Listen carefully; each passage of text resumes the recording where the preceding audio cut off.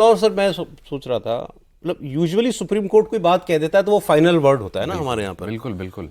जब supreme court ने कह दिया था लेट द फिल्म, देखिए मैं भी ये बात से बड़ा हैरान हूँ। उसके बाद हाई कोर्ट इस पे ये मैं ऐसा फैसला ले कहता रहा है। हूँ कि ये जुडिशियल डिसिप्लिन का वायलेशन है।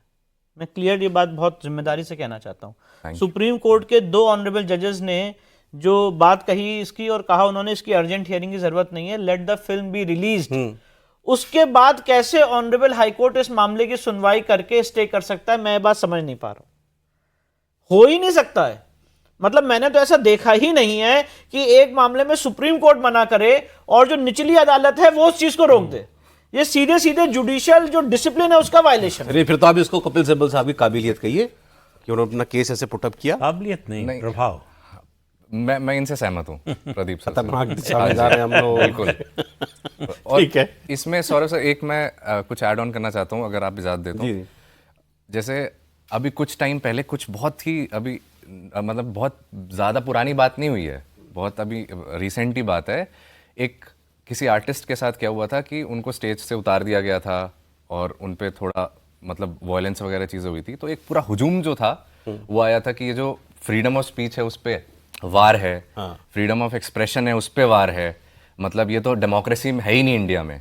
लेकिन आज जब इस फिल्म के पोस्टर्स को थिएटर से निकाल के जलाया जा रहा है ओपनली, और उसका वीडियो भी बनाया जा रहा है, उस वीडियो को सर्कुलेट भी किया जा रहा है, तब कोई मतलब सब खामोश क्यों है? क्योंकि ये मेरी पहली फिल्म है, तो मैं इस फिल्म से इमोशनली कनेक्टेड हूँ क्योंकि ये मेरे करियर के लिए बहुत इंपॉर्टेंट फिल्म है। और जब इस फिल्म के लिए एक वन साइडेड पॉलिटिक्स हो रही है तो वो मुझे बिल्कुल पसंद नहीं आ रही है एज एन आर्टिस्ट। आज कहाँ है फ्रीडम ऑफ एक्सप्रेशन के सारे चैंपियन? हाँ, मेरा भी यही सवाल है। मेरा भी ये सवाल है। पूरा हुजूम उतरा था कि ये बहुत गलत है, बहुत गलत है, बहुत गलत है। फ्रीडम ऑफ स्पीच तो सिलेक्टिव है, और बड़ी सीधी सी बात है कि जो भी हिंदुत्व और सनातन के समर्थन में हो वो वहाँ पर आप फ्रीडम ऑफ स्पीच का जो है कानून ले आइए और रोक लगाइए।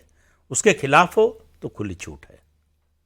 ये आप जजमेंट में देख लीजिए, ये बयान में देख लीजिए, ये जो अदालत के अंदर आर्गुमेंट होते हैं उसके अंदर देख लीजिए। और ये ज़्यादा पुराना केस पर मत जाइए, कम से कम आप अयोध्या में राम मंदिर के मुद्दे से शुरू कर लीजिए। क्या क्या नहीं कहा गया। जिसके पास कोई सबूत नहीं था वो दावे के साथ जो है कह रहा था, मतलब वो यहां तक कहा गया, कपिल सिब्बल का नाम आया तो इसलिए कह रहा हूं, कांग्रेस की ओर से कहा गया, एफिडेविट दिया गया कि राम काल्पनिक है।